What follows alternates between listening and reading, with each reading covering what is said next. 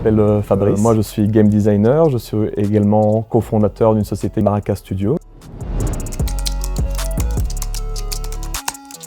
Là, on peut être game designer toute sa vie. Ce qu'on valorise, c'est le nombre d'années d'expérience et c'est aussi le portfolio de projets sur lesquels on a travaillé. Donc, il y a des game designers qui passent de société en société pour valoriser différents types de jeux. On peut devenir lead game designer, donc gérer une équipe de game designers. On peut même aller plus loin et devenir directeur créatif. L'autre évolution, c'est de se spécialiser. Et donc, au fur et à mesure d'être sur les mêmes types de projets, on a tendance à devenir de plus en plus spécialiste dans un genre en particulier. Alors moi, c'est un jeu dans lequel j'ai pas investi beaucoup de temps et je le regrette, mais c'est Minecraft. Parce que Minecraft, je trouve, a eu un effet vraiment très structurant. Il a touché toutes les générations. Il y a un côté un peu bac à sable qui permet beaucoup de créativité. Là, on voit vraiment une communauté de joueurs, plein de communautés de joueurs d'ailleurs, qui se sont organisés avec des objectifs communs, collectifs très différents. Certains reproduisent des grands monuments, certains ont voulu exploiter un peu les systèmes de jeu, les détourner pour en faire autre chose. Moi, je trouve que Minecraft a été un des jeux les plus marquants de ces 10 dernières années.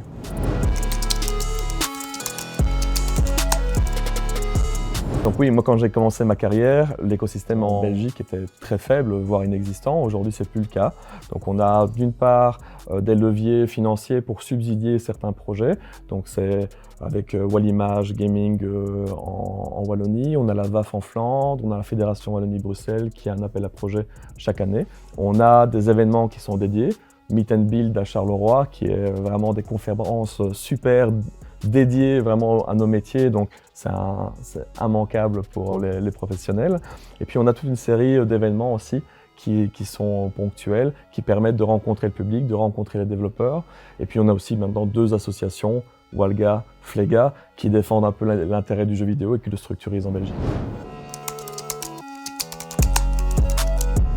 Viens nous voir, on a plein d'occasions, plein d'événements où on peut être en contact directement de développeurs qui pratiquent le métier au quotidien. Je pense qu'il faut se former. On a l'avantage avec Internet d'avoir une profusion de tutoriels. On a des moteurs qui sont gratuits, donc libres d'accès. C'est une chance qu'on a aujourd'hui qui n'existait pas il y a 10 ans. Et le dernier point, je dirais se lancer. Simplement développer des jeux, des petits jeux, parce que chaque petit jeu développé va faire grandir la personne. Et donc ça, c'est super important en fait, de juste y aller et c'est la meilleure école possible.